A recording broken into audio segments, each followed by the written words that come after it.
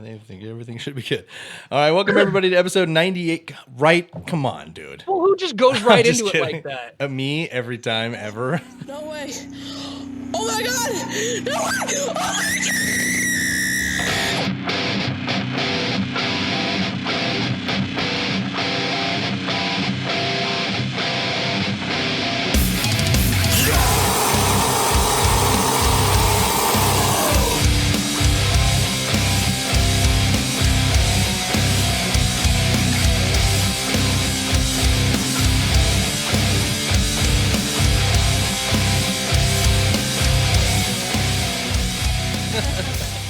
Welcome everybody to episode 98 of 1 Million of the Serial Chillers podcast from the Super Network studio. I'm your host, Jesse.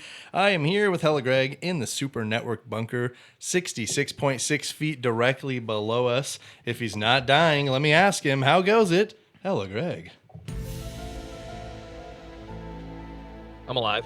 That's good to hear. I thought maybe there was like somebody putting some type of like poison gas under the into the bunker just then. I'm glad that you've made it through. Thanks for giving them the idea. They've got to find it first, man. They've got to find it first. You know, with all this cell phone tracking stuff, it shouldn't be hard. Don't forget to follow the show anywhere you guys can. On Facebook, it's Serial Chillers Podcast. Facebook group is of the same name. So is the Instagram. The Twitter is @Chillers Podcast. The email address is serialchillerspodcast@gmail.com. You can call or text the show, 1-805-666-2513. Serialchillerspodcast.threadless.com for all that merchandise. Serialchillerspodcast.com for the rest of it. Rate and review on everything you can, please. Patreon.com/serialchillerspodcast if you'd like to support as little as $1 a month. Also, don't forget to check out Super Simpsons Show and Death & Co. Also on the Super Network. Let me introduce some guests here in the studio. Let me introduce you to the veteran, I suppose. I think it's like your fifth time being here. Probably so. I would give you veteran status for that. Second time physically. Yes. Fuck yeah, veteran. Welcome back, Kolten. Thank you, sir. What a pleasant voice that was. Did you guys hear that? Yeah, that was You guys got me in the pretty mood to nice. talk all soft. Well, we'll continue this counterclockwise rotation and enter into the studio for the first time and on the show for the first time. Welcome, Thao. Hello. Hi. Charlie would like you to believe that this is the first time he's been here. Why you got to do that? This is my first time on a no. show. That's embarrassing. Ever. What happened, Jesse? Can you tell we us? don't- Oh no, we don't drink don't and talk tell about around it. here. Yeah, we don't talk about it. But for the right donation to the Patreon, you can get the episode email. Oh, that's not cool. Don't do that. How much? Don't do that. We got to think I don't know, about that. We Charlie. got to talk That's about All funny. right, for the Put the right price. donation, can I buy the rights to that episode so I can Yeah. burn it? It depends on it. We'll Can I just delete do it an forever? auction. We'll just make sure you're there for the auction. Oh, I'll win that auction no matter what. I guarantee it. Keep this. Anyways, hello. $25. Hey, yeah. Hi, Hey, I'm welcome, here. Charlie. Yeah, welcome, hi. Charlie. Glad to be here. For the first time ever, Charlie. Thank you. Yeah, Thank for you the for quote having me. unquote first time ever. All right. Well, we talked about it a little bit before, so you guys know how the show works. Let me explain it for anybody that doesn't. Each week, I sit down with old friends, new friends, good friends, and bad friends to tell the story of an infamous serial killer. Throughout the show, you guys can chime in on my story, and if you brought a story of your own that is true crime, dark, creepy, unsolved, or otherwise mysterious, please feel free to share it. Lastly, if you have questions about questions, make sure to ask questions, because I cannot answer questions about questions if you never asked questions. You said questions a lot right No, there. 7 times. Yep. Are there any questions? No. Oh, Not yet. then welcome to and let's play the Serial Chillers podcast. Actually, I had a question. No, Too late. no. What's up? The song is played. Please hold all questions till the end of the episode. No, is it 7 times, or is it 7 times with any questions? Is it 7 times before any questions, or 7 times with any questions? You got the outline. I'll figure it out. I already passed it, man. I'm past that, dude. I gotta All right. scroll back. Fuck that. What am I? What is this? 1995? All right, so today's serial killer. Tell me, have you guys heard of Robert Reldan? Not once in my life.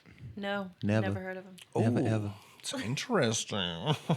So this is a tip off that I always tell people when the serial killer doesn't have a Wikipedia page. There's usually not a ton about it, but it's kind of the opposite with this guy. Like, there's not a Wikipedia page for him, but there are like 12 websites and a book just dedicated to him. So I'll put all those sources where they belong. But this guy had a ton of fucking information about him, and he's kind of gnarly because we'll find out he's like a serial killer that comes for money. It's kind of like one of those things where you're like nature versus nurture. A lot of the killers are brought up in really bad homes and abusive homes. And I'm not saying that you can't be rich and abusive, but it probably helps when there's a lot of money. So question number 1. This is what your cards are for. Gotcha. In what year is Robert Reldan born? Closest to the answer gets 250 points. If my you God, nail this it, is you just get a blind 1,000. guess. Yeah, that's what I told you. There's no like, no oh, here. idea. Somebody's going to feel so good or so dumb. I All right, everybody got an answer written down? Yes. All right, Kolten says 1958. 58, 1973. 73, said 49. 49. Charlie's going to get 250 points. What year was it?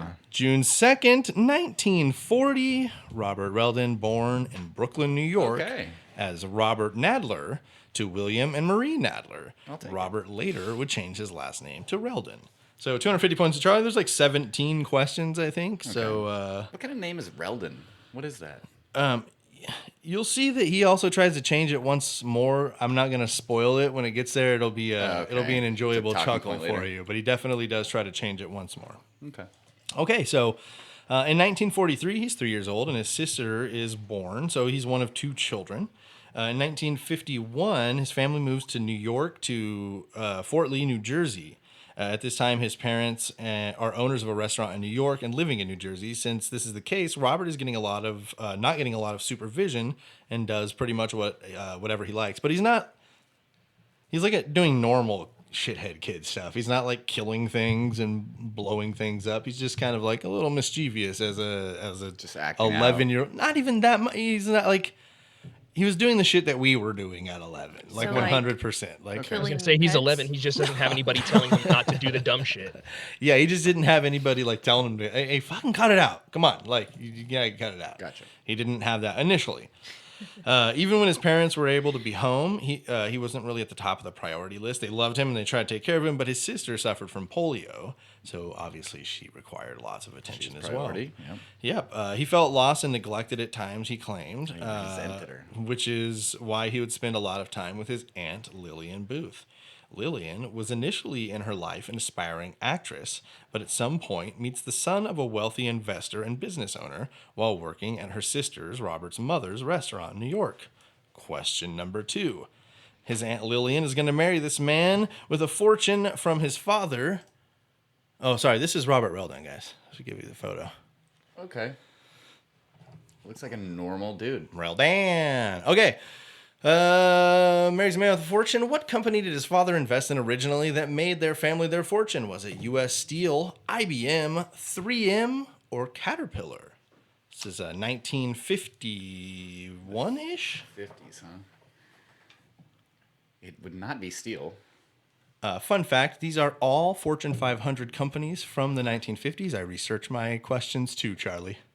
Good for you. Thank you. Just in case you happen to like know companies from the 1950s for some reason. That's not a weird thing to know. I know some. That's what I'm saying. These are Fortune 500 companies that are both were in the Fortune 500 in 1950s that currently are still in the Fortune 500 now. Fun fact. Those are the 4. Check them out. Well, 4 of the 12, I think it is. All right. Everybody got answers? I'm ready. All right, Charlie, what'd you say, buddy? I said C, 3M. 3M. Tao, what do you think? I think it's B, IBM. IBM. I thought it was A, Steel. Steel. Tao's going to get 250 points because, yes, IBM is the way to go. Nice. That's an early On investment the board. in IBM. Been studying. Okay. Okay, so 250 apiece for Charlie and Tao. Kolten. Wait a second. What? I wonder. Tell me. Remember talking about John Titor and how he had to come back to 1974 to take that one IBM computer because of the processor? Whoa. Or not the processor, but because of the code or whatever? Is there like a crossover here you're saying? I just wonder if they knew each other. if this guy was still there with when Titor came through in '74. Well, ma'am, that's for you to know and find out. All right, I'll get on it. Basically told you to fuck off right there, man. No, I know. He know, yeah. Okay, so it was said that his Aunt Lillian provided Robert with everything he could have ever wanted because of her now millionaire status. So she married into a millionaire life. He played all the sports. He had all the toys. He took all the trips. From an insanely young age, she took care of him, even in a time where obviously his parents weren't really able to do so. She was loving and didn't only shower him with gifts, but was also truly and genuinely loving towards him and interested in what he did and wanted to do. So she wasn't just like, oh, it's my nephew and I'm fucking rich. I can just like shit money on him and like, you know, poo poo. Like she was like, when he played sports, she was fucking there. Like when he wanted something new, it wasn't like, yes, you know, go buy it. It was like, let's go pick it out together. You know, let's talk about why you want it. It was like very like, she was like the one supporting part of his life. She was, so obviously like at this age now, and he's kind of like Charlie said, maybe acting out a little bit. He's starting to live like a very privileged life. So this is why it's going to come as a surprise when in January 11th, 1957, he's going to commit a crime. Question number 3.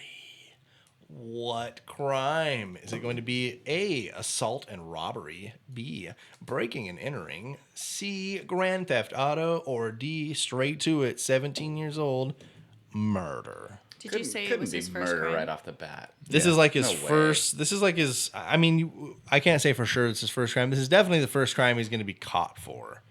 But he's definitely not like known as somebody who's out committing crimes for any reason. He's a rich kid. I was just gonna say a bored rich kid. Only one of those answers makes sense, but I feel like you're throwing me off. Like Maybe, it's- maybe I'm yeah. not. You know what I mean? I feel like he just kind of dove He's into trying to, it, you know? trying to trick us a little here. I don't care. I'm going with the obvious answer. All right. Yeah, same. Yeah. All right. Everybody got their answers in? Yep. Yeah. Thao, what'd you say? I think it's B, breaking and entering. Oh, that was not the one I chose. Oh, really? Yeah. That's like, I mean, Charlie, you said grand theft auto, I'm guessing? I did. Okay. Colton, what'd you say? I'll say he dove into murder. Really? Colton says Why not? Moida Yeah. right off the that bat. is so wild.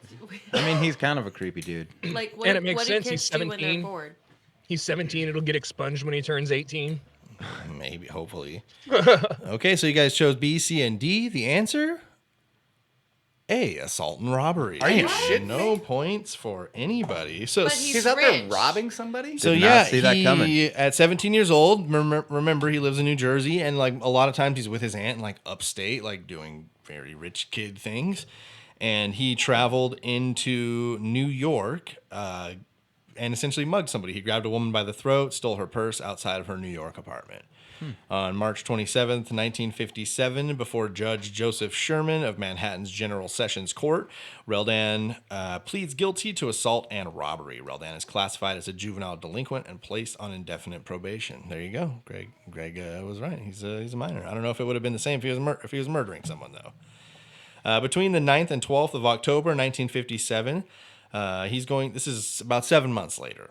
He's going to commit a series of residential burglaries. This is part of the escalation, obviously. It is going to be immense and intense. There are some psychiatrists that will later say that these burglaries were likely a sexual experience for him, that just breaking into the homes, being in someone's like private domain was very like... With people there?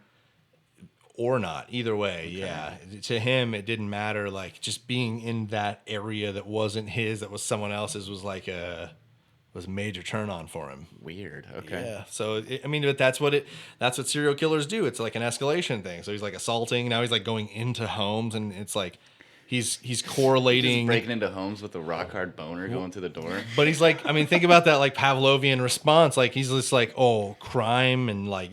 You know, and we're gonna see soon that like it's gonna escalate more. So then it's like, oh, it makes my dick hard, and I'm coming every time I choke someone out now. Oh my gosh. So it Yeah, escalates yeah. from there. So he's doing the series of burglaries. December 19th, 1957, Judge Martin Cole placed Reldan on indefinite probation in regards to the burglary cases for which he had been caught.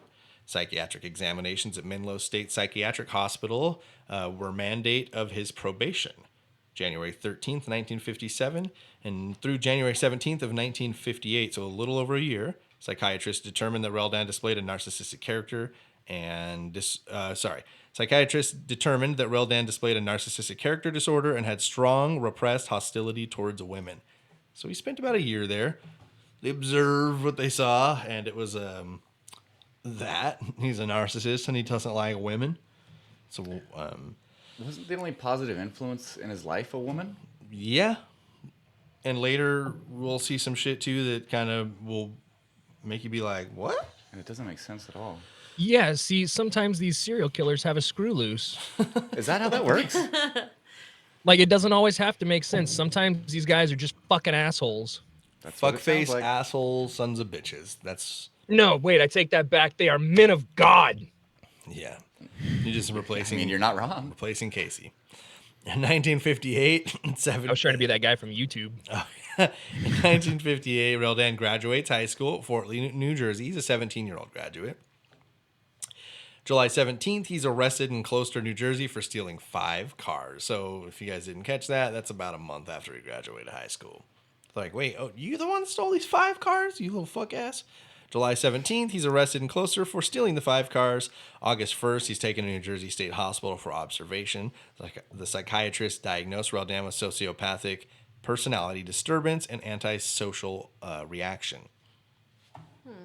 Fun. That's man. sounds like a fucking wonderful mishmash, especially before he was also what they call narcissistic. It's I'm Good list antisocial. going. That's So fine. he's Like- basically a serial killer already. Like, he could have committed murder at that age.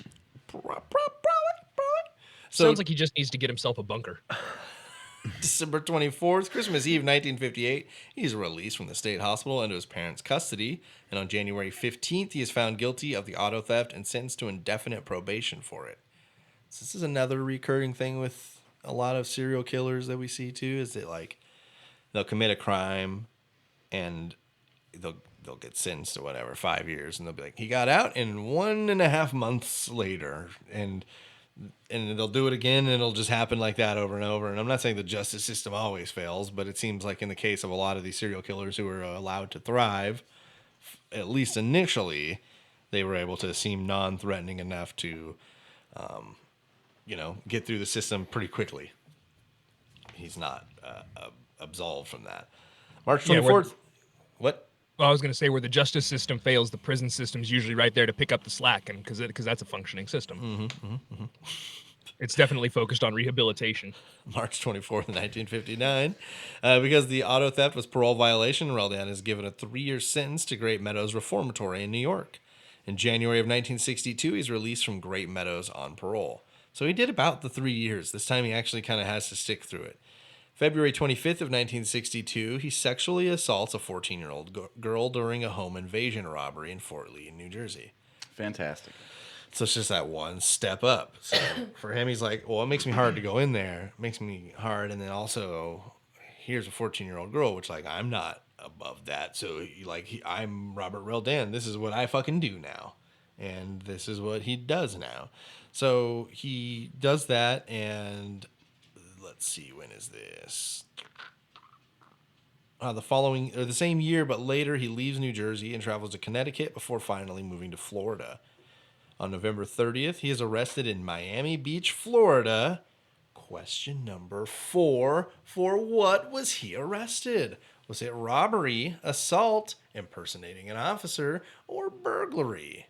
Impersonating an officer's. So the question would have you believe. Robbery, assault, impersonating an officer, or burglary. Impersonating the officers. I like that. Me too. Hi, That's why I'm I'm choosing Officer it. Smith and Officer Johnson. Yes. All right, you guys all got answers? I do. All right, what do you got? Impersonating an officer. Impersonating an officer's. I think he committed assault. Assault. Burglary. Burglary. Charlie's going to get 250 points because, yes, indeed, he impersonated some officers. He just did one. I'm just, I like that we're all choosing different answers, though. That's cool. Yeah, it is. Different thought process. Yeah. All right, Mine's 500 not for- been on point so far. There's so many more questions. 500 points for Charlie, 250 for Thao. Kolten hasn't got on the board yet. Plenty of god-dang time.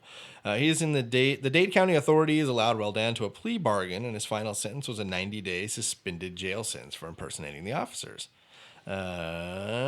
Spring 1963, he returns to New Jersey, and July 27th of that same year, he's arrested by Closter, New Jersey police for carrying a concealed weapon, aka can't fucking get it to goddamn gather. What the fuck, man? I don't know. August 1963, Reldan is arrested by North Arlington, New Jersey police for assault and breaking and entering. And later that fall of 1963, a Bergen County, New Jersey grand jury indicts Reldan for February 1962 assault in Fort Lee, New Jersey during the robbery. So he's paying for that sexual assault now. He's in the system for it. On December 2nd of 63, his first criminal trial begins. So this is like the real deal shit now. It's not this petty stuff where they're putting him in for 30 days. This is a sexual assault during a criminal burglary. Reldan's first criminal trial begins, and he's committed assault with attempt to rape, the minor, breaking and entering, and the theft of money jewelry. So he's getting like 3 major charges, but the trial results in a hung jury. On January 3rd of 1964, he is arrested for 6 additional robberies occurring in New York City between June 4th and July 23rd of 1963. In 1964, after the beginning of the year, Reldan reaches a plea agreement in the 6 robberies and 2 of the New Jersey charges, and is sentenced to 5 years in prison for the crimes. How old was he at this point? He is 23. Okay. Yeah. So after 2 years, he's paroled early and goes to live with his parents in Closter, New Jersey. April 27th, 1967, he convinced a woman after knocking on her door to allow him entrance into her home. So essentially, like, he goes up and knocks and he starts talking to her and he's like, "Oh, can I come in?" She's like, Not going to get me this time. It's yeah. not breaking and entering if she lets me in. I don't know if that was the case, but that's like he talks his way into the house. And as soon as he gets into the house, he raped her. So he's in Teaneck, New Jersey, essentially walks into someone's home, rapes her, and gets the hell out of there. April 29th of 1967, in Closter, a town in Bergen County, police call Reldan in to question him in regards to an unspecified police matter.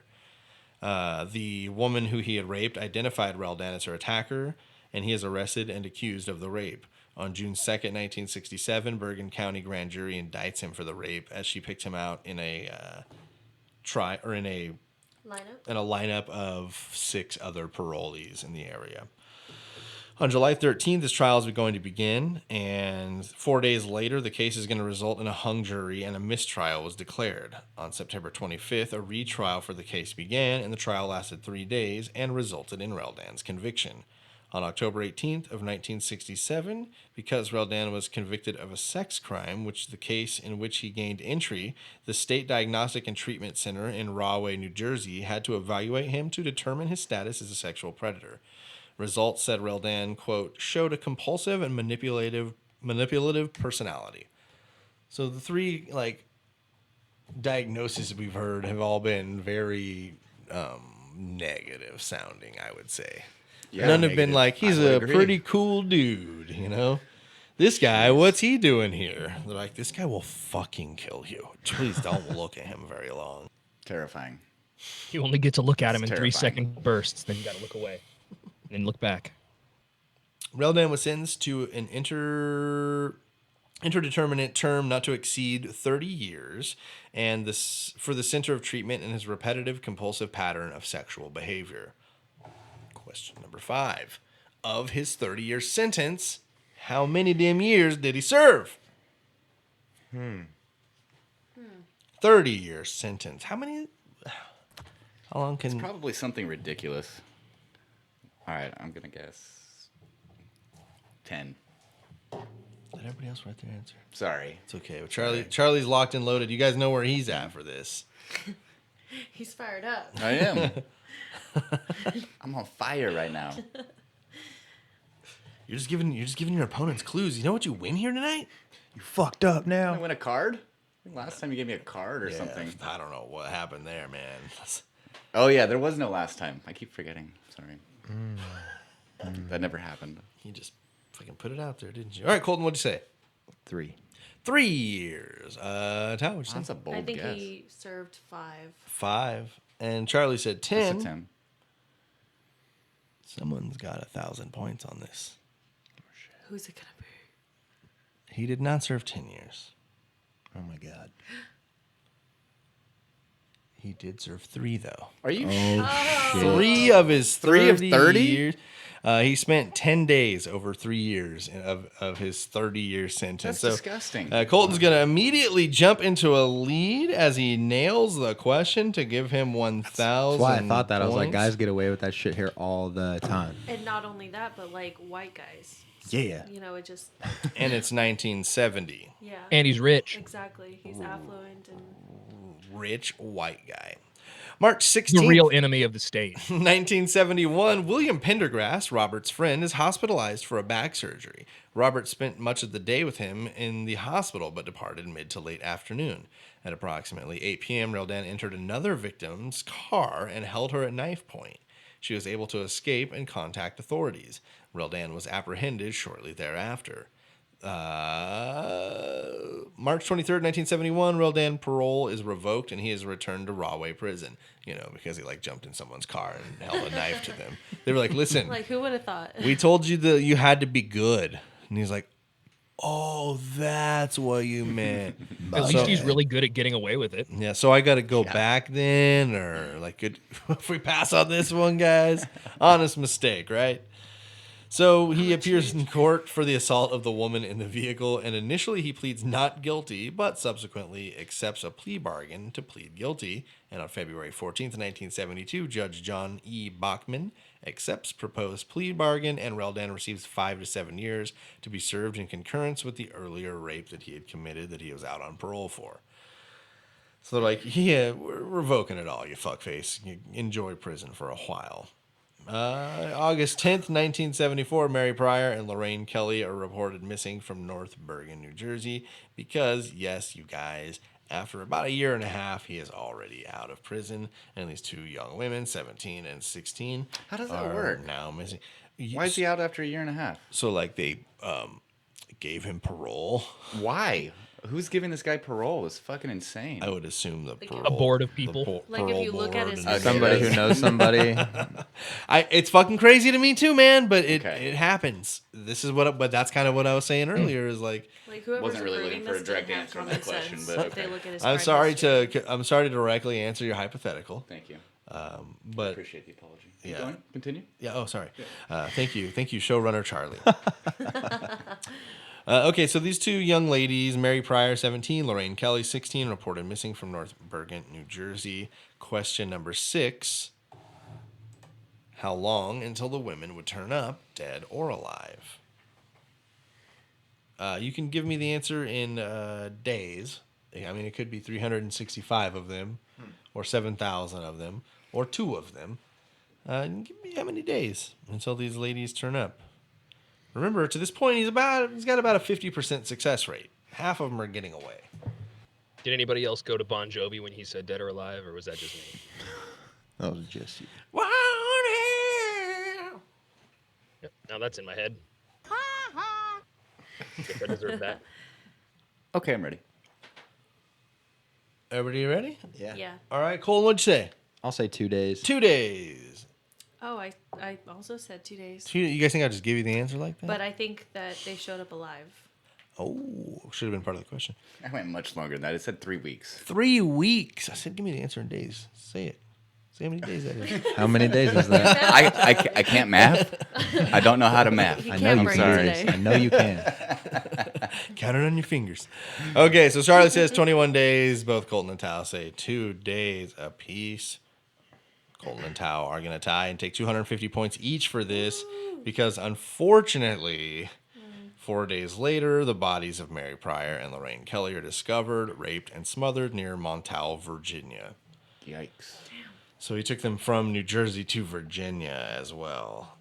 I don't know if they were already dead or not, but you know, that's a thing that happened. So Charlie's got 500 points, Tao's got 500 points, and Kolten has 1,250. Man, this guy. That's right. Added a new hit to the soundboard there. Meh.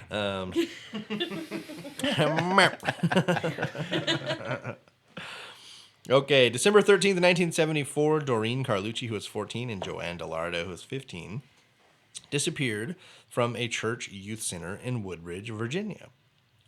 December 1974, approximately 2 months after the girls were abducted, their bodies were discovered in Manalapan Township, New Jersey. Fucking, that's almost assuredly wrong. One victim was discovered completely nude, and the other was wearing only a sweater and shoes. Question number 7. What was the murder weapon? Was it an electrical cord, a knife, someone's bare hands, or a rock? Well, he had smothered prior, right? Like that's Yes, something that he's is already correct. What a great call, Charlie. Like smothered with what? I'm gonna- Before. Done. Okay, I got it. Not confirmed. Maybe he just went classic and had brought a pillow with him. No, I was just thinking, like he's struggling, Grandma. Sorta. He's escalating this entire time, right? So I don't know. I don't think he would go strangulation. So does I everybody think have an it'd be answer something then? More Yes. brutal. All right. So what do you think he did then, Charlie? Rock. Used a rock, spur of the moment weapon. Kolten I actually had the same answer. said a rock, and Thao, what do you say? I think he used a knife. A knife. That's not a knife. Okay. It's a rock. So the weapon, an electrical cord, was still wrapped around Doreen's neck when their bodies were located. All right. Nobody scoring on that one, so we've got the same score as we did going into it. May of 1975, Reldan appears on David Frost's television show, The Unspeakable Crime, and pleads for better understanding and treatment for sex offenders. So it's like 1975. He's like, guys, gotta better understand. I know I'm a pedophile. Like, listen, okay? But, like, you gotta understand. If only he'd held out until 2019. Oh no. He'd just be a celebrity. Well, that. It's too much, Craig. So, yeah, but I think that's crazy. Like, he's that there was a platform for it, too, though. A television platform. They're like, yeah, come on. Talk about how we should, better understand sex offenders. Like, I'll tell you what I understand 1,000 feet away from the school. And get the fuck. I see your red dot, okay, man. I've seen it. I know where you are, okay? Please back the fuck up. Reldan is once again paroled May 30th of 1975. Yeah, these guys are ridiculous, man. 4 years after the assault. June 17th, 1975, Robert marries his fiancée, Judy Rosenberg. He's in love, you guys. What? What does she look like? Can you show us? I actually do not have a photo of Judy Rosenberg. I do apologize for that. Is she blonde or brunette? Do That you I don't know You either. don't know I anything? know this is kind of a flash in the pan. I do know that. You don't know anything? I don't know much, Tal. It's true. I want to know. How did they meet, Jesse? I bet if you ask Greg Nice, he might try to look up a picture of Judy Rosenberg. She's a fan of Pride and Prejudice. She wants Is it to know the B-U-R-G or story. B-U-R-G? How did he propose, BU. Jesse? B-U. Yeah. October 6, 1975. Similarly, at this time, a young couple from the UK had moved to New Jersey for work. They had the choice to live in the city or make the drive from the suburbs and decided the suburbs were for them after driving around through both. They got a house and were in love with it, and after living there for only a few months, Susan Haynes, and I think Jonathan Haynes was the man's name, Susan Haynes vanishes from her home in Haworth, New Jersey. October 9th, 1975, Susan Haynes' disappearance is noted in the evening edition of the Record, and her frantic husband has become prime suspect. He does everything he can to clear his name so they can start looking for the real killer. On October 10th of 1975, coverage of the Haynes disappearance increases and kidnapping possibility is addressed. Haynes' old contacts in the U.S., Canada, England, South Africa, and everywhere she has lived and knows people are contacted as to her whereabouts, but it continues to be unknown.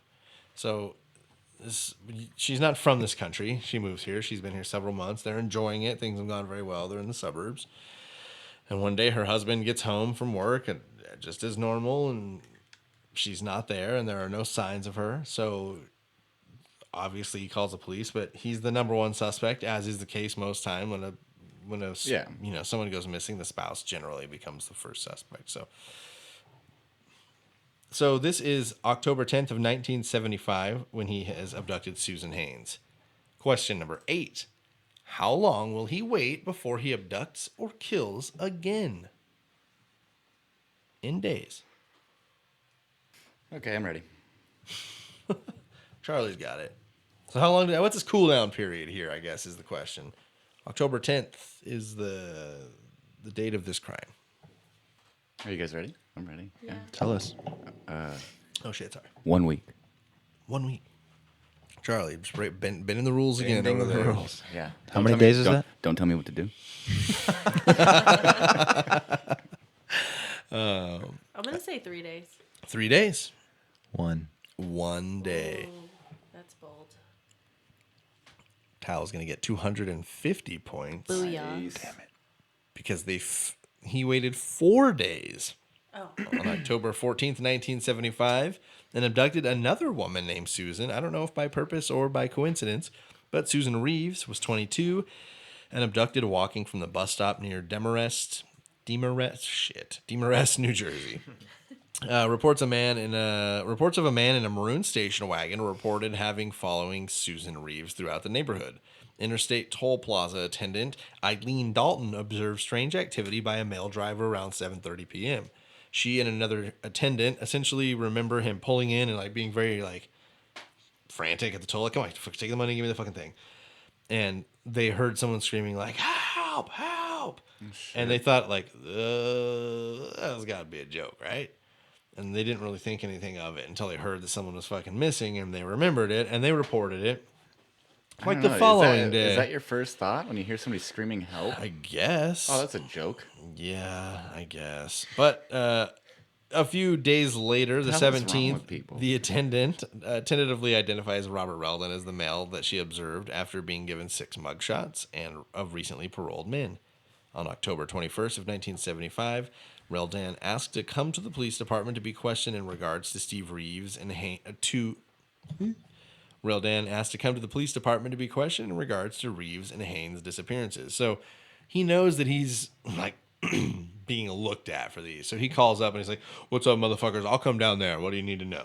You know, like he's very cocky. It's a very guilty thing to do. Yeah, well, that was his power move, I guess. October 22nd, the next day, Reldan's interview is recorded, during which Reldan states that he is in a very strong financial position.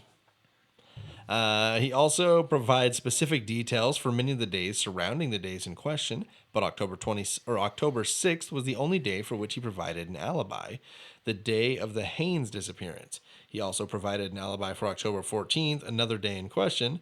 Upon further investigation, these alibis were proven to be at least partially falsified. Reldan asked to complete a polygraph examination as well. So you think he's in there like, "Come on, hook me up. Hook me up to the thing. I'll show you. I'm not guilty, man. I came down here, right? I came down here. I'm rich. You know, I'm in a very strong financial position. All right? Just so you're aware." My dad owns a dealership. Bro. He could totally hook Did you he up. say that? I'm in a strong financial position. Yeah, that was like a quotation from. Was that what Only it a was? Let's see. sociopath would say Yes, that. I'm in Well, a I like to strong think that's what he financial led with. position. Yeah, So listen, is that guys. like his normal personality? He like walked this in. Cocky. He walked in and went like this. "Listen, I'm in a very strong financial position." It'd be a shame if somebody pushed all these papers off your desk. There you go, quote unquote officer. So he's saying hook him up to a polygraph examination, and he states that he wants to talk to his lawyer before taking the polygraph. So he goes home. What an asshole. but he went nev- down there and talked to the police all day with no lawyer, and they're like, take a polygraph test. He's like, whoa. He suggested the polygraph, and then they were like, "All right," and he's like, "Yeah, but let me talk to my lawyer first." Yeah, So he they went called his home. bluff. He They went called his bluff, home. and he was like, shit. So he goes home and never goes back. Perfecto. Because his lawyer said, no, you fucking idiot. Yeah, exactly. So let's take a little break here. That's nice. It hasn't even gotten hot in here yet. We'll get this thing going and cool it down a little more. Crank it up. But let's take a break here. We'll come back. Greg's got, it's not a very long one. Is it what I think it is? That you sent I don't me know. earlier What do you- today or yesterday? What do you think? That it is? document? No, it's not that. Oh, okay. That was No, I cool, just though. thought I was just reading. I thought that was Okay. kind of cool. That's fun. Okay, anyway. All right, well, Hello Greg's got something, so we'll be back with that and a question from Greg. Come back or we'll kill you.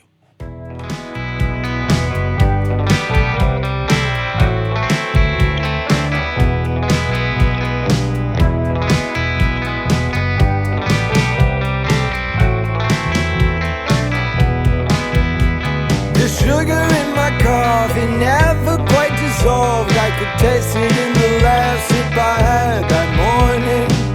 Sweet, sweet taste of dissatisfaction. Yeah, my morning paper landed in the mud. I couldn't read the news that often makes me laugh. Dirty, dirty words of corporate distraction. Walking down the street of my old town, a cold black cat was staring me down. Tell me, beast, where is your compassion? Oh, how can it be? I'm losing my mind every time I speak. Broken glass on the floor, it must be the sign that I'm all out of luck.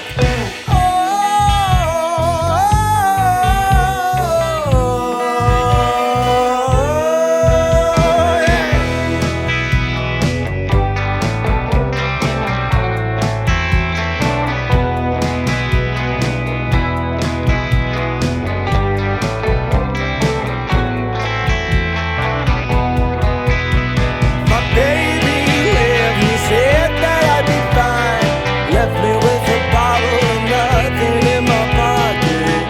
Lady, lady, fill my cup, I'm feeling empty. Pick myself back up from the dirt. Can't wallow in my baby's cold hard curves. Baby, baby, leave me, I feel it plenty. Oh, how can it be? I'm losing my mind every time I speak. Broken glass on the floor, it must be a sign that I'm all out of luck. Oh, how can it be? I'm losing my mind every time I speak. Broken glass on the floor, it must be a sign that I'm all out of luck.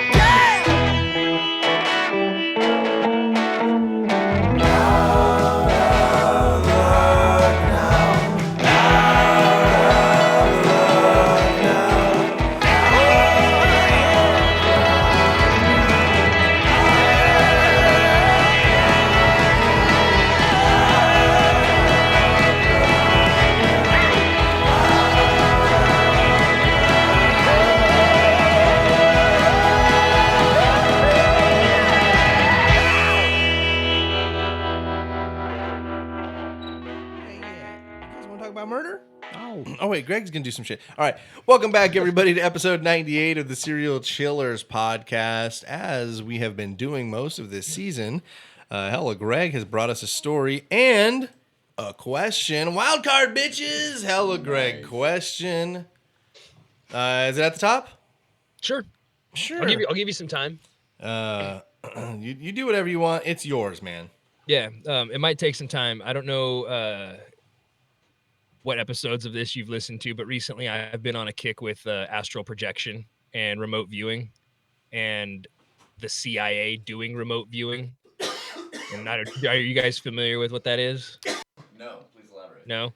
Astral projection, like it's basically like when you meditate and force an out-of-body experience and send your energy elsewhere in space and time to like look at stuff and observe and interact. So in some of our recent episodes, Greg has brought official CIA documents where in the 80s they used astral projection as a means to do like multiple things. So they're like Freedom of Information Act, officially documented like CIA documents. Yeah, like what I'm looking at was typed up in one of these rooms by somebody who was transcribing the recording.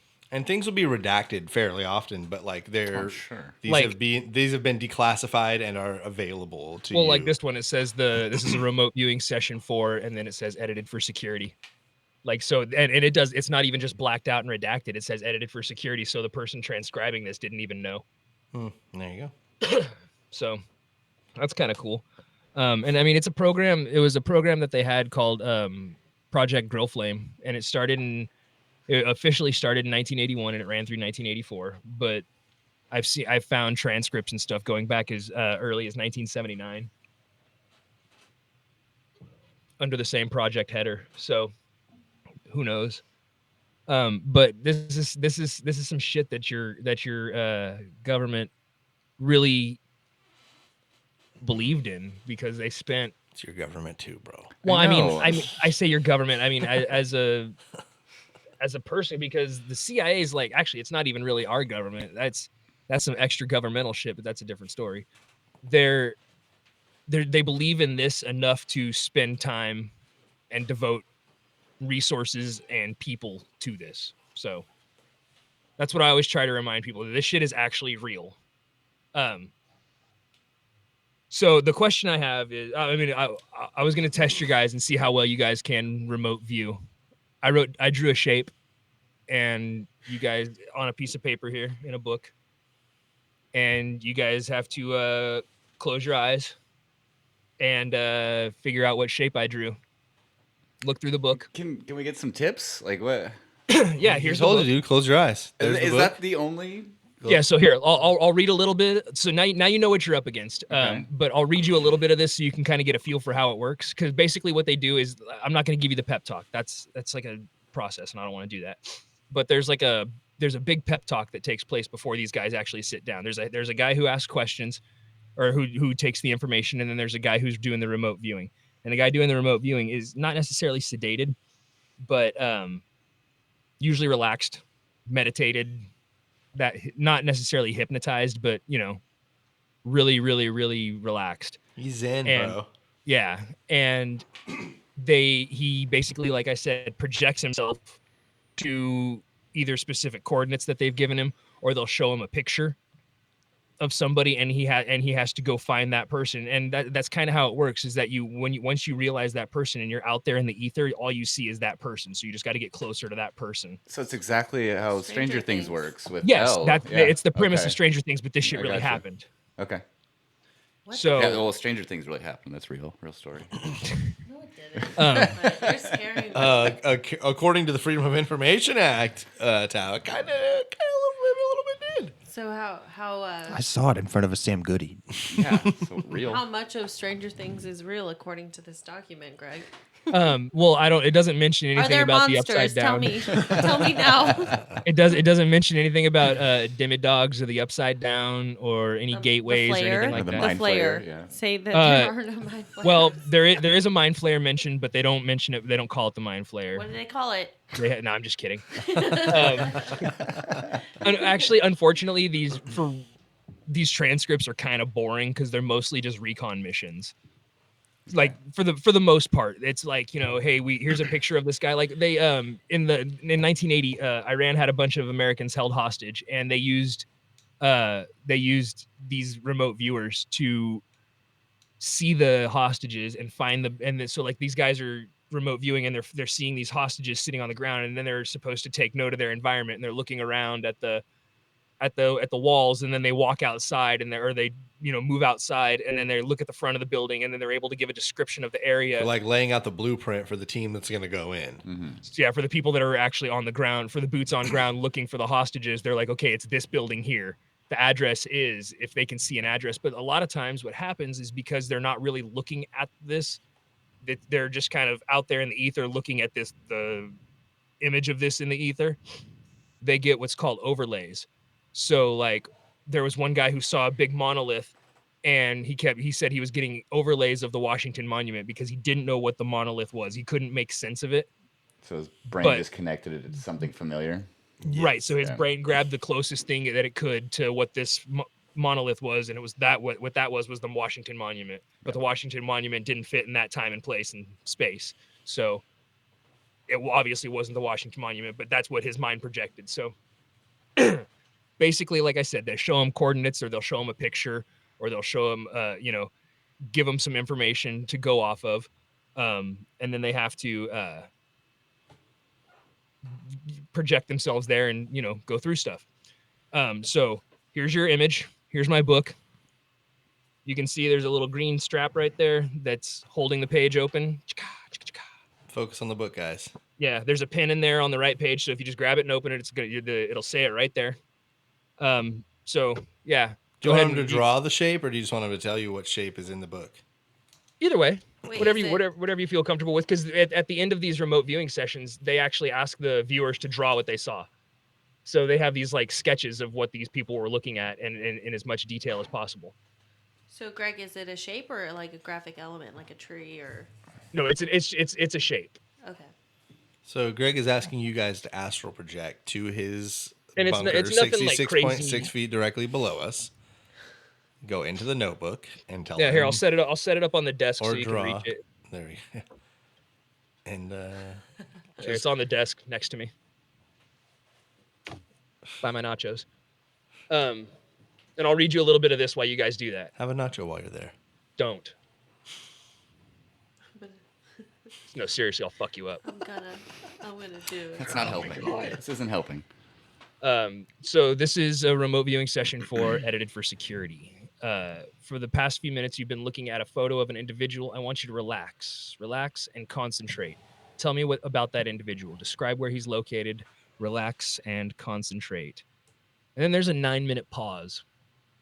Sometimes it takes a while to concentrate. There's really big pauses in this one. I found like a 24-minute pause at one point. And I'm going to give you these pauses in all of their glory. Here you are, 9 minutes of silence. Enjoy. So the guy says, the only impressions I've had so far is a dark room. The walls are rough, stone-like, cool and dark. There seems to be pipes overhead on the ceiling. Then I saw a shape, which was a totally independent image. This shape, this strange, reminded me of a roulette wheel. Shortly after that, I seemed to be outside of the room looking down a long, dark hallway.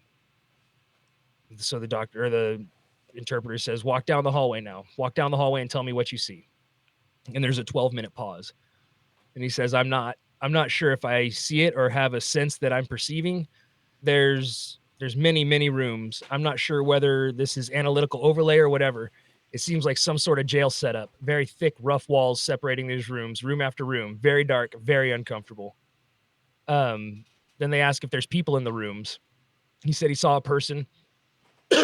He assumes to be a subject lying on what he can't really describe, but it's not really a cot, almost like a slab of wood next to the wall. The subject was lying on his left side with his knees drawn up and both hands between the knees. And then he said, at the time you asked me if there were other people, I seem to go back to the point of origin where I started, and that's why I believe we are focusing. I had at the same time brief flashes of other figures and shapes and other positions.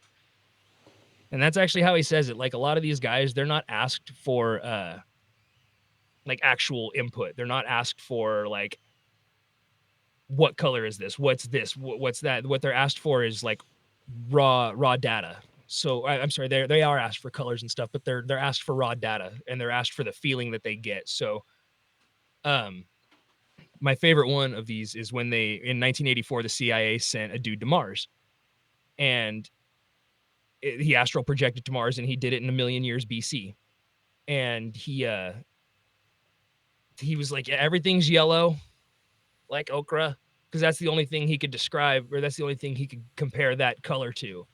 So like they're asking him for just raw data for, you know what I mean? So it's like the fact that he's giving them pipes overhead and a hallway and jail cells and people laying on their side and other people there and all that is pretty incredible that he's able to gather all this stuff in when all they're really asking for is just, you know, a general location or a feeling. Right. So after about 24 minutes, he talks about going down a long hallway with lots of rooms. He mentions seeing this place before while doing a different viewing session on something unrelated. So then they sit back and they do the drawings, and I'll wrap it up here real quick. But they sit back, they do all their drawings and stuff. Cool. Yeah, and all this stuff is available online. So, you know, if you're ever interested, you can just go to the CIA's website, go to their library, search remote viewing transcript, and, you know, there's thousands. Yeah, there you go. You just go directly to the CIA's website, and they're there. Yep. This is called the Grill Flame Project. Yep, Grill Frame Project. Declassify on December 31st, 1999. Well, there you go. That's wild. All right, did you guys go to Greg's notebook? I saw Charlie arrived and I did. and made a shape over here. I actually saw Kolten disappear from the screen for a little bit, so I was concerned. I was like, you weren't actually kind supposed of feel like to go. I was there. All right, so do you guys got your shapes there? Yeah. Greg, do you want to say the shape and we'll see what everybody's got here and see? Let me see what you got first, and Okay, then I will all show right. you. All right, show Greg up towards the laptop there. Oh, mine's small, but I don't know if Can you show see it. Charlie's for him? Yes. Okay. All right. Since there can't really be a closest to it, are we doing like just 1,000 points if you nail it? It's your question, man. No. Kolten, you have superpowers, dude. And Kolten said too, I felt like I was there. Oh my gosh, You've seen me do crazy shit before. I have. Dang. Dog. Don't Well- just sneak up on me. Let me know you're coming over. You told him to. I know. I saw him But taking now, a now, shit. now that you know you can do that, and now you know kind of where the bunker is, fucking just let me know first.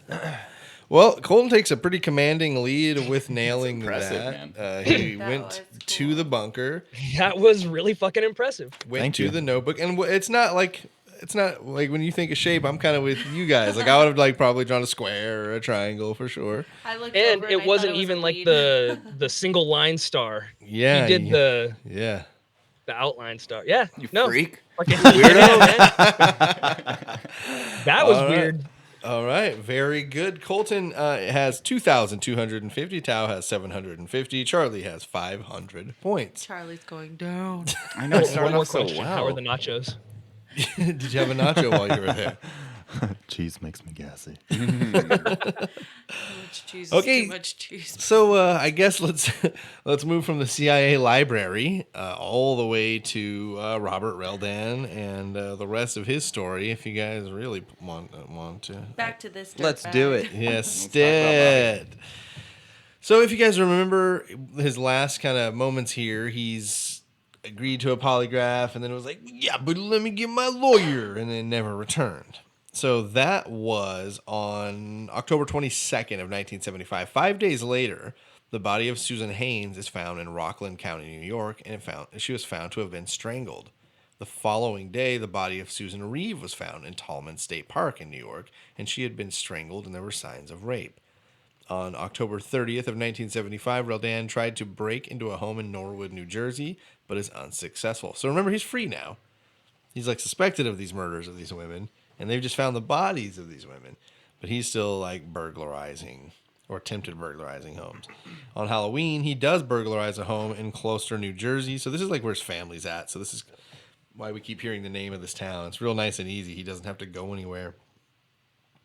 Police are alerted, and it's an issue for warrant on Reldan's arrest and addition to a search warrant issued for his car. So they've got like an APB out on him, essentially. They know he's like trying to burglarize homes. He's like so well known in the area. People are like, "Hey, Robert Reldan's trying to break into my fucking house." And they're like, all right. So they find him still lurking in the neighborhood, and he is arrested for attempted burglary. A few weeks later, November 13th, 1975, officers execute a search warrant on Reldan's apartment, as well as his wife Judy's car. The subject of the search that they were looking for was jewelry taken from the bodies of the murdered women, but none was found. Police did, however, find a California driver's license with Robert's picture and a false name. They also found several blank birth certificates and seized Robert's address book. In Reldan's address book, Roberta Gimbel's name was discovered, and she is later interviewed about her relationship with Reldan. She was another victim who got away. November of 1975, Reldan has access to a vacant house that belonged to his Aunt Lillian Booth. Investigators find evidence in this residence linking Susan Reeve to it, although this evidence is never utilized in court. Because it's kind of circumstantial. It was like blood or hair evidence, and I think I might actually have it in here, but it wasn't strong enough to use in court. January 2nd, 1976 is way before DNA evidence is even a thing. Evidence is found in Reldan's car linking him to the Haynes and Reeve disappearances. This was hair samples and scent recognition by trained dogs. In June of 1976, Reldan is sentenced to 2 to 3 years in Rahway State Prison for some of the burglaries. In December of 1976, he opens up about his involvement in the Haynes and Reeves cases to fellow inmates Cliff and Allison Williams. Question number 10. Reldan is going to try to get them to help him with a crime. What? Is it A, murder, B, a prison escape, C, smuggling drugs, or D, assaulting a fellow inmate? He's in prison right now. Allison is a man. These are brothers, Cliff and Allison. He's like, got a plan. Can you guys help me with some shit? All right, you guys got answers? I do. What'd you say, Charlie? B, prison escape. Prison escape. Thao. Yeah, I think he's gonna try to escape. Too. Yeah. Yep. What say you, Kolten? Just to be different, I'll say assaulting a fellow inmate. Assaulting a fellow inmate. All right. So, as well as kind of opening up to them, he gets them involved in the murder of his aunt, Lillian Booth. What? So that he could gain access to fortune in a will he knew that he had not been written out of. She was the one that was treating him well as a child, right? Oh, yeah, incredibly. But his idea behind it was that he knew he hadn't been written out of the will, and he's going to need a lot of legal help coming up here. So if he What killed her, he can get the hell? money, and her partner. Yeah. They both need to die. So in January of 1977, Reldan is indicted by a grand jury for the Reeve and Haynes murders. March 8th, Nick Gallo, an undercover police officer going by Frank Parisi, met with Reldan, where Reldan conspired to have his aunt killed for $100,000 to $150,000 in jewelry. On March 15th, 1977, a letter from Reldan indicates his plans for his aunt are progressing smoothly. On March 16th, another letter from Reldan discussed progress with his lawyers and also indicated this progress toward his aunt's murder.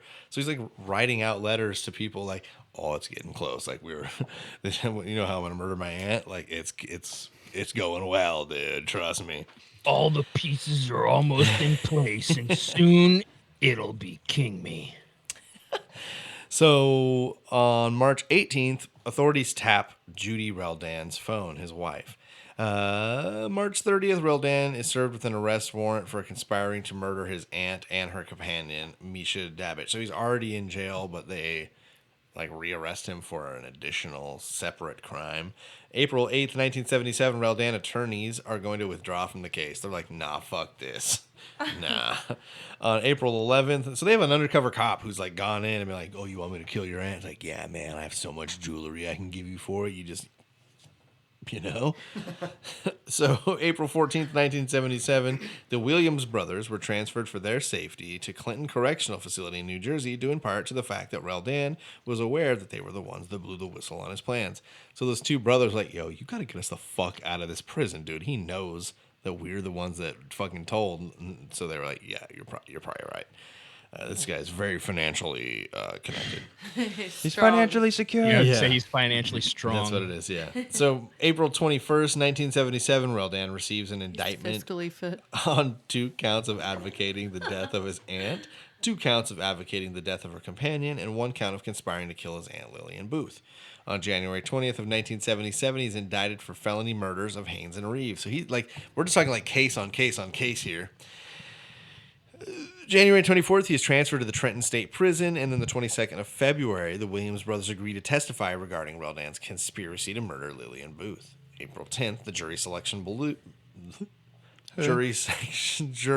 begins in the state of New Jersey for Robert Reldan versus the Albert Barber trial, conspiracy to murder Lillian Booth. April 11th, trial begins, and on the 26th, he is found guilty on 5 counts for which he is indicted and is sentenced to question number 11. Is it 25 to 30 years for each of the 5 charges, 5 to 10 for each charge, 5 to 10 years total, or 20 to 40 years total? He was sentenced to one of these sentences. Are they going to throw the book at him this time? Fucking finally. Whatever they give him, he's probably not going to serve it. You guys got it? Yeah, I'll probably be wrong again, though. All right, Colton, what'd you say? I'll say B. B, 5 to 10 for each. Damn, I was gonna pick that too. You still can. I'm gonna still pick it. All right, B, Charlie. 20 to 40 total. 20 to 40 total. What he is actually charged with is 25 to 30 years for each of the 5 charges. Big time. Big time. On May 24th, and this isn't even those 2 murders. This is just all the conspiracy to murder. And May 24th, the trial for the murder of Susan Reeves and Susan Haynes begins. It's a combined murder trial. June 19th of 79, Susan Reeves and Susan Haynes murder trial initially is declared a mistrial. Okay, September 19th, Susan Reeves and Susan Haynes murder trial, the retrial begins. And during this trial, Reldan gained Sherry Ann Stevens as one of those weird, like, murderer supporters. So that's fun. Like the ladies that would write to Richard Ramirez in prison and, like, try and marry him and stuff. Yeah, that kind of shit. October 2nd, 1979, John Troncali, owner of the Cloister jewelry store, testified that Reldan attempted to sell him a woman's engagement ring that was very similar to the sketch of Susan Haynes' ring. Charles Wolthoff also would state that he too had been approached by the man to sell the ring. Chief DeLuzio states that he had initially seen Reldan's red Opel station wagon in Susan Haynes' driveway because he lived in the area, this like police chief. And later they're like, "What? Why are you just now coming up with this information?" And I guess they like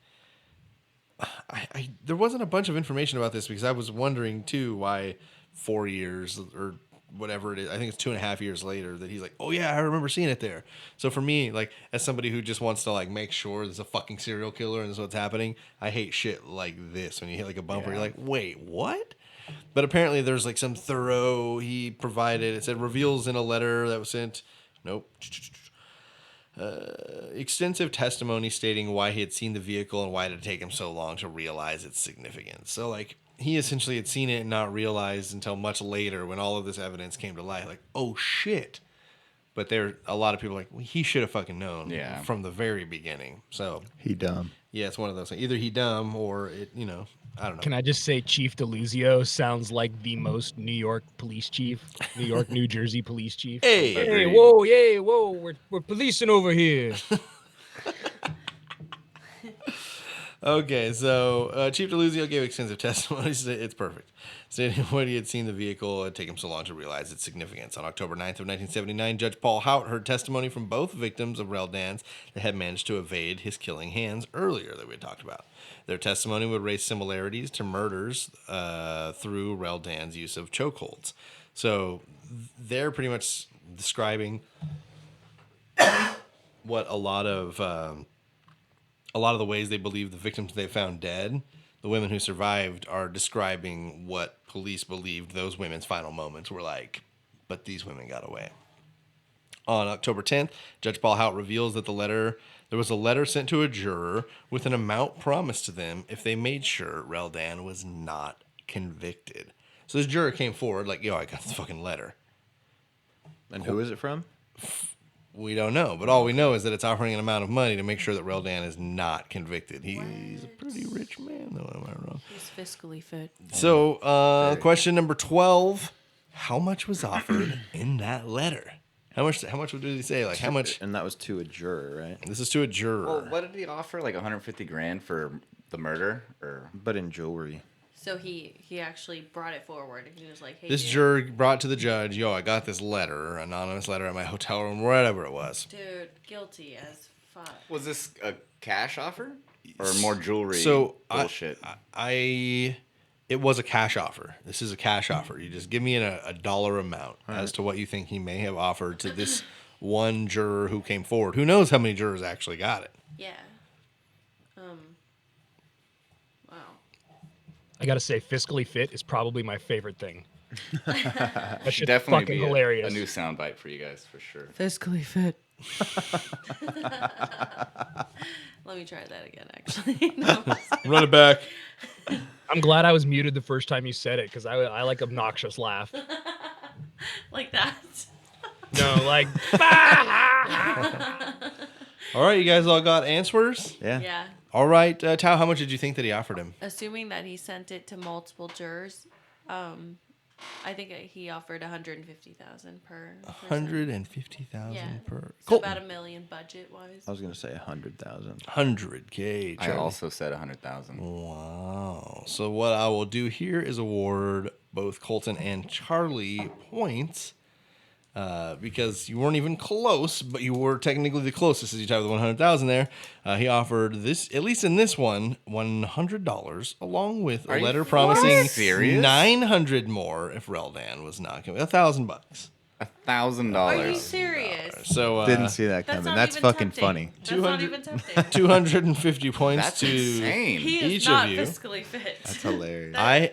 I've got a backup question for you. Remember, it's 1979, $1,000 on the board. Question number 13: how much is that $1,000 worth today? Oh, this is a Alright. terrible Wait, what year is question. I this? hate this. This is 1979. I used your site, Greg. Dude, I have no idea. 79. I saw that and I've never felt more irrelevant. Like you know. took away 50% of the stuff I do on this show. Go. How much was that? 1979, 2019. What's that, like 96 years?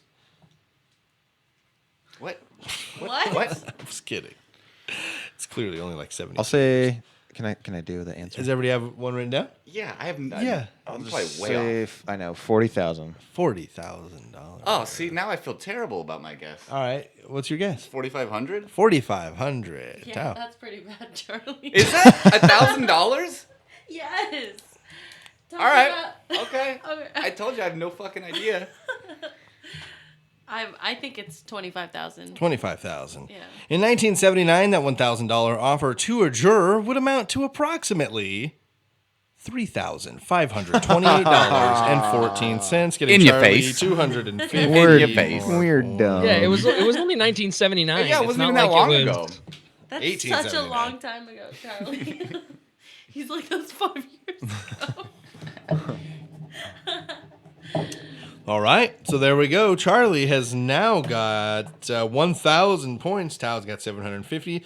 Kolten has 2,500 points. Dominating. It's not over yet, It's guys. that astral projecting, you know what I'm saying? Dude, projecting you me should to win. victory. He's only astral based on projecting. that. He's astral projecting to right here and getting the answers, dude. That's what's That's happening. fine. That's what I'm okay that's with kind of that. what I thought when he nailed that one for 3 years off of on a 30-year sentence. Yeah, Oh I yeah, was- that was weird too. Creepy, Yeah, right? I was like, what the fuck? yeah.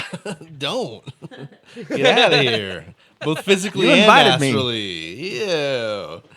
Okay, so yeah, the letter, the one that popped up that I know about, $100 along with 900 more if Reldan had of it, and it's not even like, yo, what's up? 50% now, 50% later. He's like, here is 10%, which is already not a very good offer from the total. But also, we'll deliver the other 90 once you promise he hasn't been convicted, and we get that in writing. So, October 11th, 1979, Judge Hout meets with other jurors to ensure they had not heard about or seen a bribery letter. Another bribery letter is discovered having been delivered to one of the jurors' homes. 5 letters in total are recovered, but only 2 were seen by jurors. On October 15th, 1979, Reldan is now 39 years old, and he escapes from Bergen County Police custody, but is recaptured later that day. He was being held at the courthouse cells and was able to obtain a can of pepper spray. Reldan then sprayed Officer John Vicolo in the eyes with pepper spray in order to escape after Vicolo neglected to frisk Reldan after he had dressed for court. So he's being held at the courthouse. So there's like courthouse cells. So he's like going through the process. So instead of transferring from the jail every day and back to the courthouse and back and forth and back and forth, they're holding him in like holding cells and giving him, a couple more amenities at the courthouse. And so somehow he comes across a can of pepper spray. And they've I guess they developed a little bit of trust for him by now. He's been through so many trials and there hasn't been very much activity. And so they don't frisk him going back in after he's dressed. And Officer Volcolo gets near the fucking bars and he grabs him around the neck and hits him with some pepper spray and takes the keys off his belt. And while he's on the ground squirming, he gets out. Cops over there going, oh, whoa, I'm blind over here. Yeah, so he jumps out of a second floor window a la Ted Bundy, but he breaks both ankles, but still runs and steals a car. Oh my god. And so the husband of Susan Hain, Jonathan Hain, was like apparently on his tail and was like, it was crazy. Like supposedly he has 2 broken ankles and he outran me and got to a car and got away. Like this guy's like the adrenaline was running so hard that on 2 broken ankles he outran like a physically fit, 35-year-old dude. And Quote unquote. yeah, exactly. So on October 17th, Reldan is... Guy was on meth. yeah, he was captured like not long later, like later that day, I believe it was. On October 17th, he is found guilty of second-degree murder of Susan Haynes and found guilty of first-degree murder of Susan Reeve. On April 8th, 1980, he gets indicted for his escape and other crimes committed during his escape. And on April 12th, 1980, he is convicted on all counts for his escape. On April 19th, 1981, Cheryl Ann Stevens is apprehended while trying to help Reldan escape from St. Francis emergency room. She had in her possession a bag with extra clothing for him and a gun. Wait, who escaped or who helped This him? is that woman, Sherry Ann Stevens, who was his weird supporter in court a few years ago. Was that lady who would write weird letters? So he's he's in the hospital, some psychiatric issue, and so she comes to visit there, and she brings him a extra set of clothes, and she has with her a gun. Question number 14: what kind of gun did she bring? Was it a .357 Magnum, a .45, a 9, or a 20 gauge shotgun? That would be wild if it was a shotgun. I know, huh? I was hoping it was going to be like a Mac 10. I feel like the year would have to do something with the gun. 1981. Nope, that doesn't help at all. Well, let's see if this helps. I'm gonna guess. I'm gonna shoot from the hip. I'm gonna Hey, copy. pun intended. I'm gonna copy off She'll be of here all Charlie. week. Sure to tip your waitress. Wow. You gonna copy Charlie? Yeah. I'm just kidding. I mean, you can, but No. I'm probably wrong. I mean, I'm looking at the probably wrong. scoreboard, and that's no way to win. Like this guy has surprised me through and through. copied Kolten. So Okay, so she's got a change of clothes and a gun with her. She's gonna break out Reldan. What type of gun does she have? Kolten, The 4.5. the .45. I'm gonna go with the shotgun. Tao said the shotgun. Well, it's a big bag. Magnum. Charlie said tree 57. Tao's gonna get 250 Whoa. points What? because they What? found her with a change of Shotgun. clothes. She's a psycho And a loaded they love each other. 20 gauge shotgun. That That's doesn't insane. fit in a Yeah. bag. It just doesn't work. It's a big old She bag. had it apparently down the side of like a long dress, long skirt or something. Yeah. Good for her. Could have been Crazy. sawed off. Could have. Did it say sawed off? Yeah, I don't believe that it was sawed off. I believe that it was just a good old fashioned bird barreled 20 gauge shotgun. Yeah, but if it was like a poofier dress, you never know, man. She gets I down. think shotgun when I think 80s. I just think that's Really? like a classic Shotgun, little buddy. novelty. Okay, so here's the deal. I don't think anybody can win besides Kolten. So Yeah, no, just we're- letting you guys know that's the kind of the reality of what's happening here. There are two Ruled more out. questions to go. But here's another thing. Charlie's Second got physical 1,000. victory. There's a Thao bonus has round. 1,000. So with 2 questions to go, there is a battle for second place. I was going to say the race for second place. If it ends in a tie, I don't like no fucking ties. We will have a second place tiebreaker. Hey, that sounds So Okay. if it gets there, we got 2 questions to go. So October 27th, 1981, Stevens pled guilty to conspiracy to commit an escape and possession of a weapon for unlawful purposes and was sentenced to 5 years with the gun. That wasn't Roldan, that was the girl who came in. She gets 5 years for it. Roldan pleaded guilty to the same 2 charges and was sentenced to 15 years for his involvement. On May 27th of 1982, Appellate Division of the Superior Court ruled that Reldan was denied a fair trial because of Rule 55 in the Reldan second case. So he's finding the loopholes, On March 13th, 1986, is about 4 years after they ruled this, the jury gives the same conviction that the original jury did for the Reeves and Haynes, 2 consecutive life terms plus 30 years. So they found his loophole, got his retrial, and got the exact same sentence and ending. So, yay. May 15th, 1989, Reldan was denied the ability to appeal his trial. They were like, nah, you're good. We've done this 3 times now, man. Nah.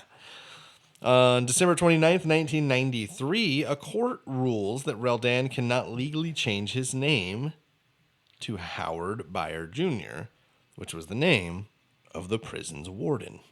Wow. What? It was like he was going to sneak out and be like, no, actually, I'm Howard Byer Jr. I don't know what. They were like, no, listen, you can't No. That's hilarious. We feel like we shouldn't have to tell you no on this one, but like, It's a bold move. yeah, no, you can't do that.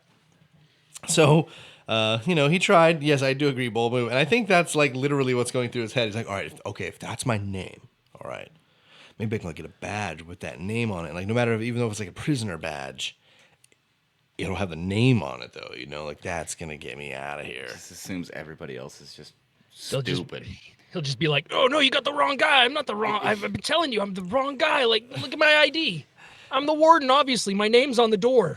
So that's December 29th, 1993. It's kind of the last big thing we're going to hear from him for a little bit. And question number 15, I ask you, in what year would Robert Reldan die?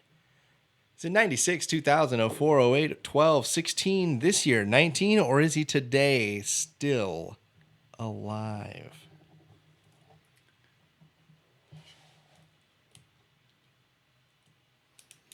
All right, everybody got answers? So many options, I know. So many. Okay, what'd you say, Colton? I'll say he's still alive. Colton says he's still alive. Late 70s now, I believe it would It'd be like then. 79. Yeah, he's still alive. Still alive. Still alive? Everybody thinks he's still alive. He is with my level of income and the advancing technology, there's no reason to think I couldn't be 145, 200 years old. Yes, everybody got points there. He is today still alive. Let's hear some fun things about him since that 1993. That's about all we hear from him until 2007, when November 22nd, his Aunt Lillian Booth dies of a stroke and left some of her estate to Reldan's mother. However, Reldan's mother had already passed away, meaning that the estate is passed to Robert Reldan. Even after Reldan's conspiracy to murder his aunt, she had never taken any steps to ensure that he was completely written out of her will. Like, there wasn't a secondary beneficiary to if her sister had been dead, the daughter gets it or whatever. Robert Reldan was second in line. It's crazy. So, question number 16. How much did he stand to inherit from Aunt Lillian dying? So he is in prison, and this isn't a state where prisoners cannot have money. This is a state where he can have this like estate outside of prison. It's an allowed thing to do. How much would he stand to receive? This is closest to the answer. 250 points, 1,000 if you nail it. All right, everybody got an answer.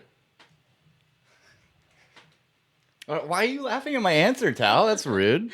That's rude. I was gonna copy off. Of it, Oh, but then well, I here you realized go. It was ridiculous. Is that ridiculous? Yes. You said that about the other one too, though. And then it was right. They have connections to IBM, fool.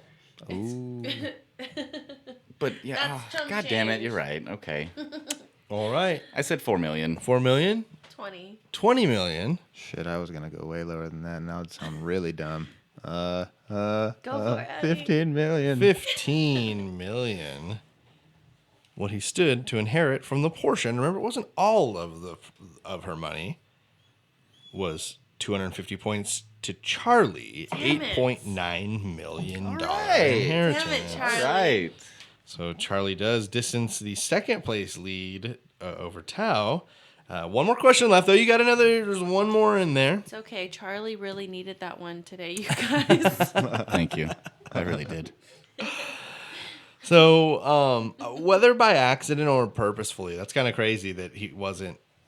Yeah. Like, she didn't go like, "Hey, can you make sure Mr. I bet Lawyer that would've Man?" pissed her off. Yeah, but make sure that he's not fucking in here. Like, there's no way that his name doesn't appear near this document or in any document. So, like, if they rub together too hard, his name can't rub onto this document, please.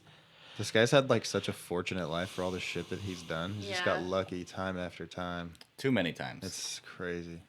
So, he gets this inheritance of $9 million, but Susan Reeves' family catches wind of this, and they'll have none of that. So they attempt to do everything they can to make sure that Robert's not going to get a single penny of his recent inheritance. On April 1st, 2009, I said April. It's a new month. We only have 11 now. Reldan is denied parole in 2009. In 2010, a court rules that Reldan must pay $10 million to the family of Susan Reeve. The Reeve family then donated the money, so they got about $8 million, what they thought, or whatever after tax. I'm sure it was like $4 million. Yeah. Whoa, Charlie. I know.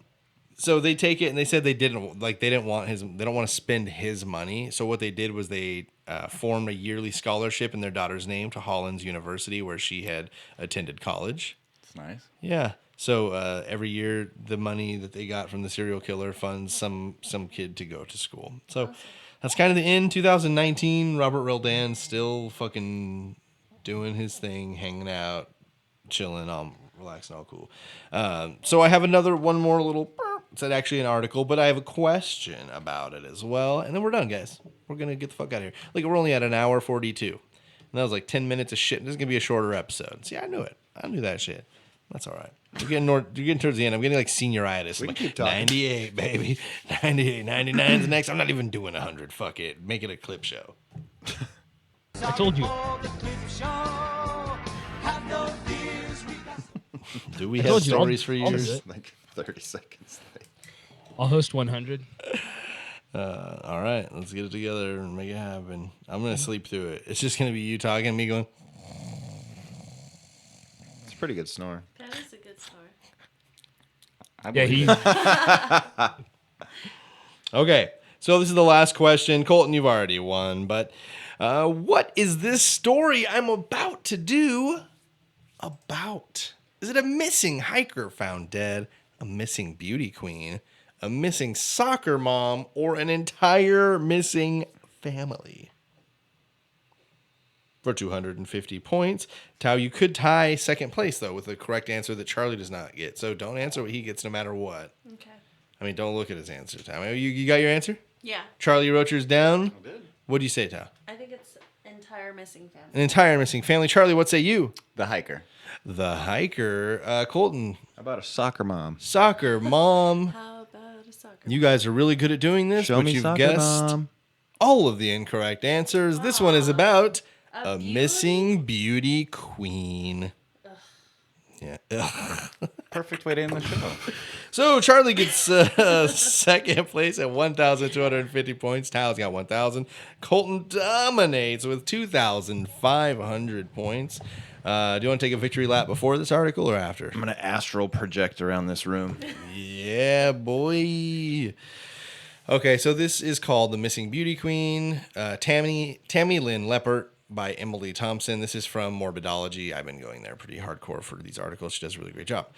Tammy Lynn Leppert from Rockledge, Florida, was entered into her first beauty pageant at just 4 years old. An exceptionally beautiful and talented young girl, she was destined for stardom.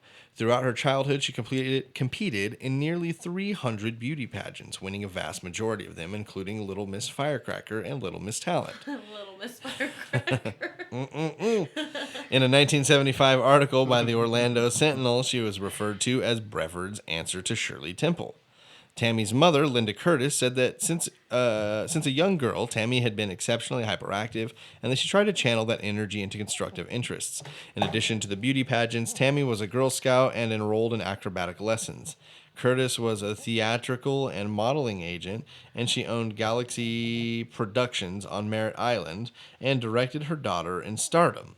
In her early teens, Tammy starred in the film Little Darlings and became the face of CoverGirl in October of 1978. She's out here doing things, guys. She's like real, right? CoverGirl's like not a joke, right? Is that No, yeah, right? it's okay. Leppert had dreams of becoming a successful actress in Los Angeles. In 1983, Leppert, who was now 18 years old, had a small role as a participant in a boxing match in the film Spring Break. She harbored no illusions about the film. It was a non-speaking role with Leppert in a swimsuit, but she did feature on the movie's poster. Things were beginning to look promising for the starlet, and at least 3 producers were taking major roles in upcoming films, while Steve Walls predicted that Leppert would be one of the stars of the 80s. She contended she would be as big as Brooke Shields, and she wasn't just another dumb blonde. After the Spring Break shooting, Leppert went on her own to a weekend party to celebrate. A close friend of Leppert would later say that she returned from the party, she appeared to be, quote, a different person. Leppert, who was bubbly and extroverted, came back sullen and shy. She was said to be acting remarkably irrational and paranoid. Nevertheless, she still wanted to pursue her acting dreams. The next role Leppert had lined up was in Scarface, where she was playing the part of the girl who was a distraction to the lookout car during the infamous chainsaw shower scene. However, on the fourth day of filming, Leppert came home. It was said that during filming, Leppert became hysterical during a scene where somebody was said to be shot and have artificial blood spurt out. She was taken back to the trailer before returning home. Curtis said that on her return, Leppert appeared on edge and afraid that somebody was going to poison her, refusing to eat or drink anything out of an open container out of fear that it would kill her. She kept herself locked in her bedroom and refused to open the door as her paranoia spun out of control. On one occasion, Leppert told her mother how her friend bragged to her about a large-scale drug money laundering scheme in Brevard. She claimed that a number of prominent figures were involved in the scheme, including cops and bankers. According to her mother, Leppert said that she witnessed, quote, something so horrible, I'm going to get killed for it. Leppert also confided in her friend Rick Adams that she believed somebody was going to kill her. Quote, I knew it wasn't drugs. I can say for sure that Tammy wasn't into drugs. She didn't even drink. In the early 1983, Leppert broke down to Adams and told him that she had seen something that she shouldn't have. She didn't elaborate on what she had seen, but asked Adams to accompany her to Rockledge's Evangel Temple, where she burst into tears and prayed. Leppert's family became concerned and asked the sheriff to speak with her. However, Leppert denied she feared her life was in danger to the sheriff. Days later, Leppert went into hysterics while outside her home. Her mother claims that a gust of wind made the door slam and lock behind her and made her go, quote, berserk. Curtis said that Leppert grabbed a baseball bat and smashed the window so that she could reach in and open the door. She gets locked outside of her house, right? And she freaks out and like grabs a baseball bat from the front yard and bashes out the window to like get back in because she thinks that someone is inside and is Who like, has a baseball bat in the front yard? I don't know, man, this lady. People who just came home from taking a little BP. Yeah, there you go. After this disturbing outbreak, Curtis checked her daughter into the Brevard Mental County Center, where she remained for just 72 hours. The doctors would find nothing wrong with Leppert, nor did they find any traces of drugs or alcohol in her system. On the 6th of July, 1983, Leppert pulled on a denim shirt with flowers on the front and a matching skirt and sandals. Bye, Mommy. I'll see you in a little bit, she called to her mother before climbing into the car of her friend Keith Roberts. The two were planning on driving down to Cocoa Beach in Florida for a day. Cocoa Beach was Tammy's favorite place in the world. Ever since I was a little girl, I've always dreamed of having a house on Cocoa Beach and living happily ever after, she said. However, on the way there, the two friends had an argument and Roberts dropped Leppert off, quote, in a parking lot along State Road A1A near Cocoa Beach's Glass Bank building. Some reports state Leppert left her shoes and a gray purse behind in the car, but Leppert's mother would say that Leppert was afraid of Roberts, and this is the last time that Tammy Lynn Leppert was ever seen alive. While it isn't known exactly what transpired that afternoon, it is known that at some point between leaving her car and her home and vanishing, Leppert made a flurry of phone calls. She left 3 urgent messages for her Aunt Ginger Kolsch at Kolsch's costume shop in Cocoa Beach. Kolsch wasn't in that afternoon, but Leppert left her 3 messages from a public phone in a nearby location. Tammy was definitely afraid of somebody, said Kolsch. Leppert also made a phone call to her friend Ron Abiles, who owned a video store at the corner of SRA1A. He too wasn't in to take the call. Throughout the investigation, theories have been plentiful. Some speculated that Leppert had a mental breakdown, while others considered that she had quite simply ran away. Those who knew Leppert scoffed at this theory, however. Leppert was deeply close with her mother and always called her to let her know where she had gone and where she was going. The only way Tammy wouldn't call Linda is if something bad happened to her, if she was under someone else's control, said Kolsch. Others aren't so sure, however. Abiles said once he heard of Leppert's disappearance, he wasn't too surprised. I remember Linda as being very how should I put this, aggressive in Tammy's acting career. I always wondered if there were problems there. So he's, I guess, being a little accusatory towards her mother, of maybe being like a little star grabber, I guess. Just like a tan mom. Yeah, that. Wait, you mean the mom of a child in child beauty pageants is a little fame hungry? Who's done several hundred of them? You're such a I can't believe you'd even try and draw that comparison. Way off, bro. I'm sorry. He said, according to the Cocoa Beach detectives Harold Lewis, they received 2 phone calls from a woman who claimed that Tammy was alive shortly after her disappearance. During the first phone call, the woman told police that Tammy was well and that she could call them and the time was right. During the second phone call, the woman told police that Tammy was going to school to become a nurse. Quote, I have a gut feeling that Tammy just split, Lewis said. Curtis contended that Cocoa Beach police blew the investigation when they said they couldn't find any evidence of foul play. Curtis said that Leppert was afraid of Roberts and that police should have pursued him further as a suspect in her disappearance. Cocoa Beach police argued that they did look into Roberts as a suspect, but found no evidence of him being involved. However, Lieutenant Jim Scraggs, who handled the case, said that there are only 2 telephone conversations with Roberts, who broke 2 appointments to come down to the station for a face-to-face interview. So they're like, this isn't the guy. There's no way. Although we did ask him to come down twice, and he didn't come down twice. So, according to Roberts, however, Leppert had confided in him that she was unhappy at home and that she wanted to leave. Everything seemed to be falling in on her at the same time, and she was acting real paranoid. According to Roberts, Leppert was going to stay with a friend in Fort Lauderdale, and he told her he could only drive her as far as Cocoa Beach. She became irrational and forced him to pull over and let her out. He said that this was the last time he ever saw her.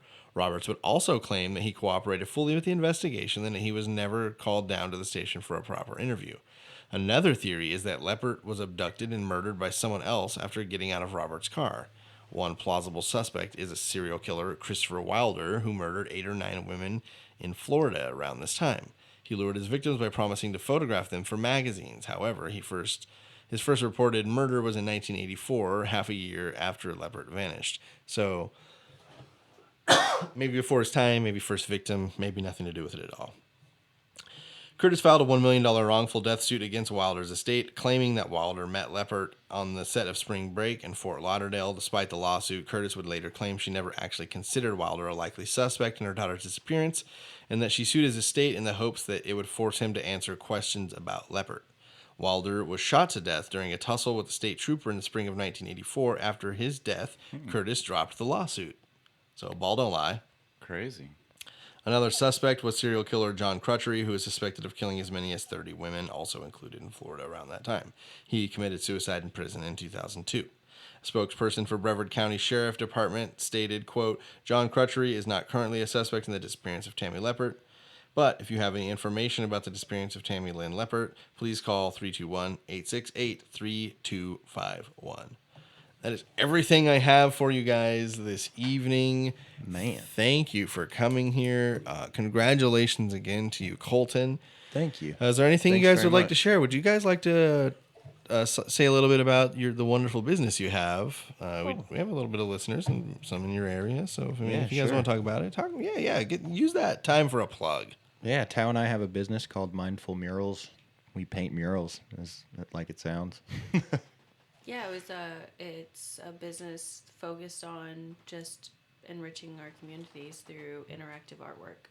There you go. We actually made you guys like a little mini mural. Oh, painting. shit. Oh, my Check God. that out. I'm fucking honored. What the fuck? That's very cool. Greg, can you show Greg? Yeah. Dang. Greg, you're forever immortalized in mini mural form. Dang. That's awesome. So dope.